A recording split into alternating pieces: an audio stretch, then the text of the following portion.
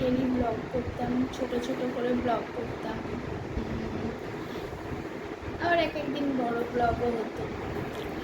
ফ্যানটা চলছে কারণ চালাতেই হবে, ছেলে ঘুমাচ্ছে তাই। তো কী হয়েছে, তোমরা লাস্ট ব্লগ যারা আমার দেখেছো সেটা হলো মাকে আমরা কলকাতায় নিয়ে এসেছিলাম, তার পরের দিনও বোধহয় একটা ব্লগ আমি করেছিলাম। তারপর থেকে আজকে এতদিন অবধি আমার আর ব্লগ যায়নি। তো আমি ভাবছি আমি তো ছোটোখাটো ক্রিয়েটার, আমার আর কে খোঁজ নেবে। তো থ্যাংক ইউ লাবণী, তুমি আমার খোঁজ নিয়েছো। তো শরীরটা ভালো না, আমি ছোট একটা মিনি ব্লগ মতো করেছি। তো দেখি আজকে যদি সেটাকে পোস্ট করতে পারি। তো তার আগে তোমাদের কিছু শেয়ার করি।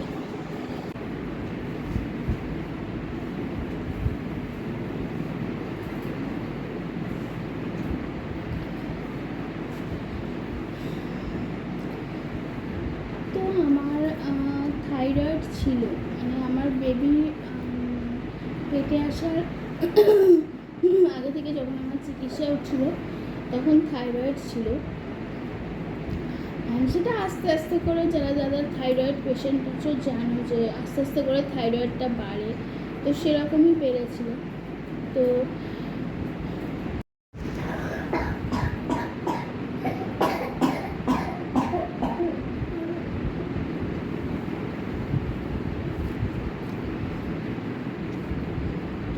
রেগুলারলি আমি ওষুধ খেতাম। তো লাস্ট আমি 88 পাওয়ারের ওষুধ খেতাম। তারপর হঠাৎ একদিন আমার ওষুধ বন্ধ করে দিই, কারণ আমি জানতে পারি যে আমার থাইরয়েড নাকি নির্মূল হয়ে গেছে, আমার শরীরে কোনো থাইরয়েড নেই। তো আমি 1.5 মাস 2 মাসের ওপর ওষুধ আর কন্টিনিউ করি না। দেন মনে হয় ডাক্তার দেখাবো। আর আমাদের কলকাতায় মানে ফেস্টগুলো বলো প্রচুর খরচ সাপেক্ষ, তার জন্যই আমি বাপের বাড়ি গিয়েছিলাম অনেকগুলোই কাজ নিয়ে জামাই ষষ্ঠীর সময়। কিন্তু তোমরা যারা আমার ডেলি ব্লগ দেখতে তারা জানো যে আমার মা কত অসুস্থ হয়ে পড়ে ওখানে, ওই জন্য আমার কোনো কিছুই করা হয়নি। তো এখানে আসার পর যখন মা আসে, এখন মাকে যখন নিয়ে আসা হয় তো বাবা অনেক দিন থাকবে। তো আমি ভেবেছিলাম এই সময় আমার ডাক্তার দেখানো, টেস্টগুলো করা, এগুলো আমি সব করে নেব। কিন্তু ওই হয়ে ওঠে না, রোজ মা কী করছে, মা কেমন আছে। তোমরা জানো মা এখানে রুবিতে ভর্তি হয়েছিল, সেই ভিডিওটাও আমি দিয়েছিলাম ব্লগে। তারপর এখন মা বাড়ি এলো, আমি কিছুই ভিডিও করিনি, মানে আমার ইচ্ছাই করছিল না, কারণ কদিন ধরে শরীরটা সত্যি খুব খারাপ হচ্ছিল। তো মাদের এবার যাওয়া ঠিক হয়ে গেল যে এবার বাড়ি চলে যাবে। মার অপারেশন হয়েছে, স্টোন বার করা হয়েছে। তো এগুলো কিছুই আমি তোমাদের শেয়ার করিনি। আর হলো তখন বাবাকে বলি যে তাহলে আমি ডাক্তার দেখিনি, কারণ ছেলে নিয়ে ডাক্তারের কাছে যেতে দেয় না, আর বাচ্চাটাকে আমি কোথায় রাখবো। হ্যাঁ ঠিক আছে।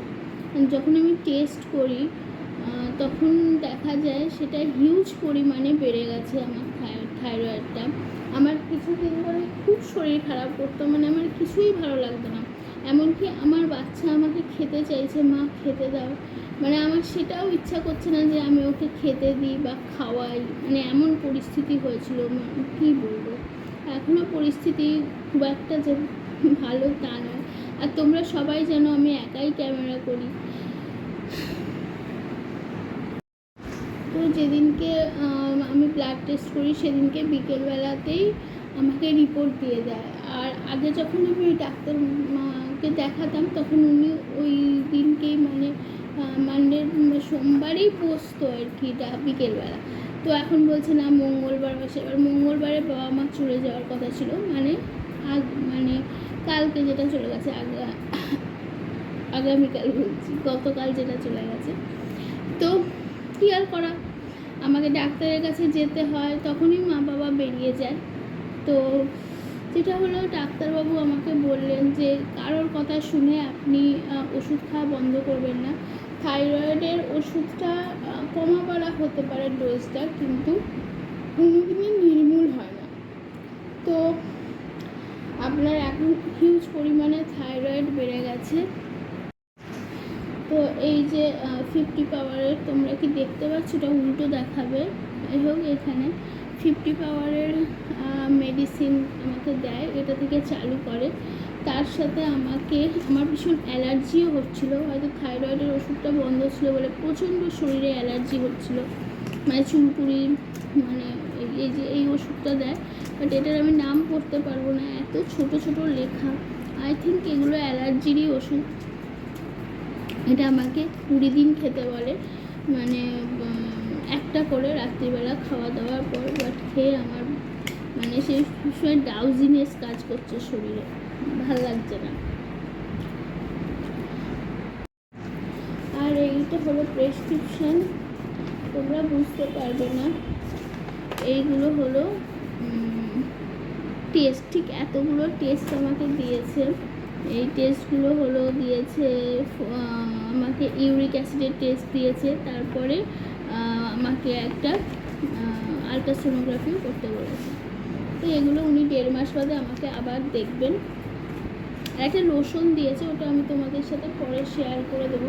ওইটা আমি কালকে পাইনি দোকানে, আজকে বলেছে আনিয়ে দেবে, তো আজকে নিয়ে আসার পর তোমাদের সাথে শেয়ার করে দেবো। ওইটা মেনলি আমাকে বললো যে ওটা আমার স্কিনটা খুব রাফ হয়ে গেছে, তার জন্য দিয়েছে। যাই হোক, তো এই হলো ব্যাপার।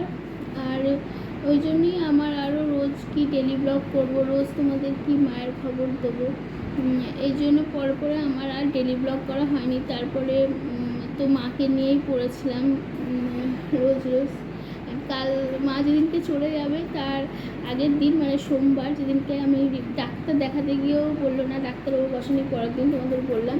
তো সেদিনকে আমি কিছু ছোট ছোট ক্লিপ তুলেছি, তো যদি পারি আমি আজকে রাতে সেটাকে এডিট করে পোস্ট করার চেষ্টা করব।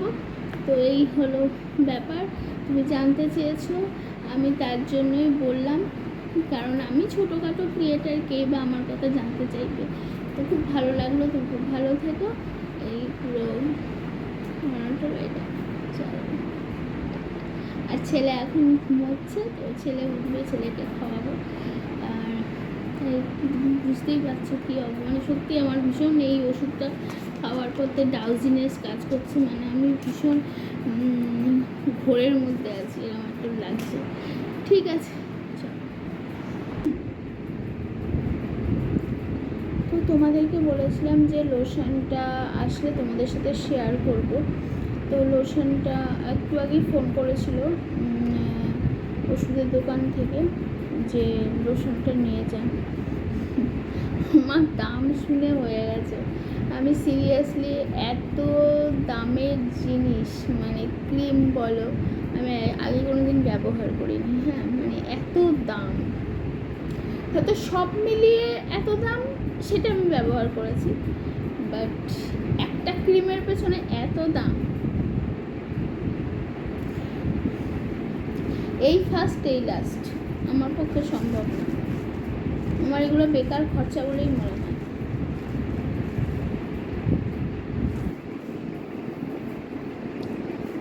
Doctor Reddy Venusia max intensive moisturizing lotion, all skin every day use, রোজ ইউজ করতে হবে। আমাকে ডাক্তারবাবু বলে দিয়েছিল যে মুখ বাদে তুমি অল বডিতে লাগাবে, তো মুখে ইউজ করা যাবে না এটা, তাই তুমি অল বডিতে লাগাবে। আর এটার এমআরপি কত আছে জানো? এমআরপি আছে 801 টাকা। মাই গড, এই যে আমি তোমাদের পরে ব্যাক ক্যামেরা করে দেখাচ্ছি।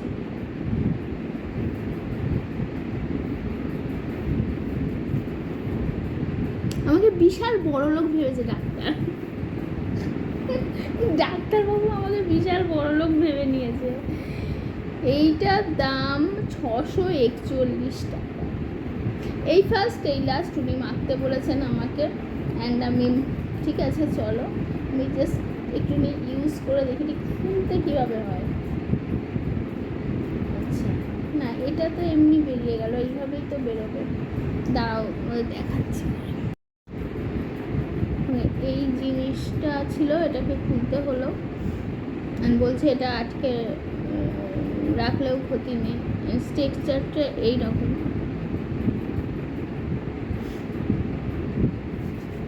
দাঁড়াও একটু মেখে দেখি।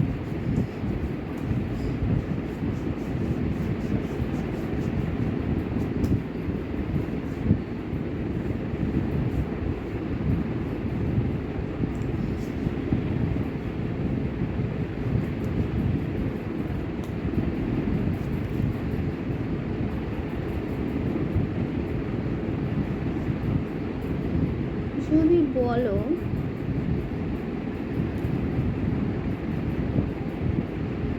স্মুথ হয়ে গেল, মানে অ্যাবজর্ব করে নিল আমার স্কিনটাতে, আর একটা স্মুথনেস, স্মেলটাও খুব সুন্দর আছে। তো তোমরা যদি কেউ ব্যবহার করতে চাও তো এই যে হলো জিনিসটা, দেখো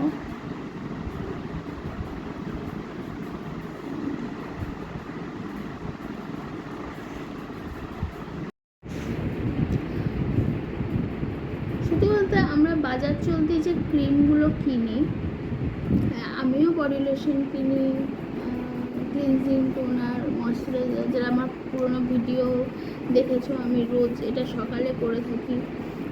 এর কদিন হয়নি কাজের প্রেশারে, এটা আবার হবে। তো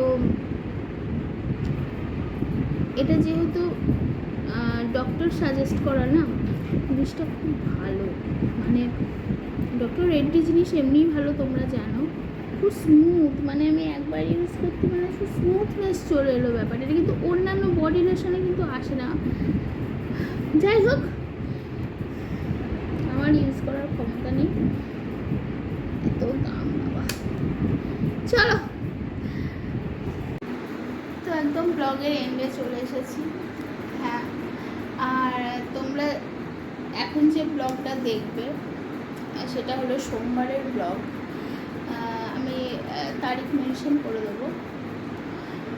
ছোটো ছোটো ভিডিও ক্লিপ আমি তুলে রেখেছিলাম, কিন্তু পোস্ট করা হয়নি আর ভিডিও করা হয়নি, তাই। তো চলো, সবাই ভালো থেকো, সুস্থ থেকো, সাবধানে থেকো, টাটা।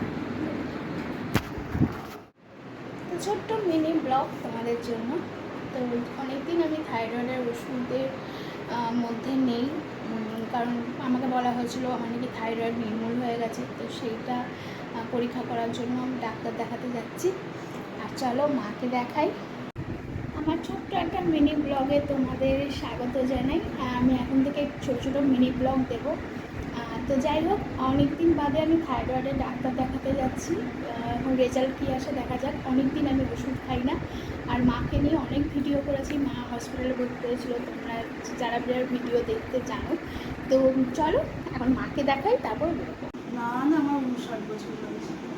হ্যাঁ, 66 চলো, মা এখন ফোনে কথা বলছে। মাকে সবাই ফোন করছে, কারণ মা অনেক দিন বাড়ি ছাড়া।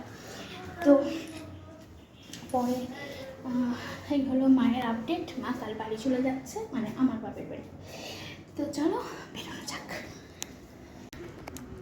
আমার ছেলে যদি রেডি হয়ে যায় একবার, তাহলে কিন্তু আমার ছেলেকে আর ঘরে রাখা যাবে না। তো বাবা আর ছেলে নিয়ে হাঁটছে, দাদু নাতি। আমি এখন পেছন পেছন যাচ্ছি।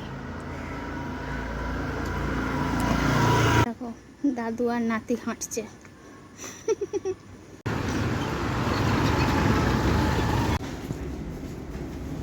হ্যাঁ, আপনি ফুটবল যাবেন? তার আগে দেখুন আমার ফোন করে আপনি যাবেন? হ্যাঁ হ্যাঁ হ্যাঁ।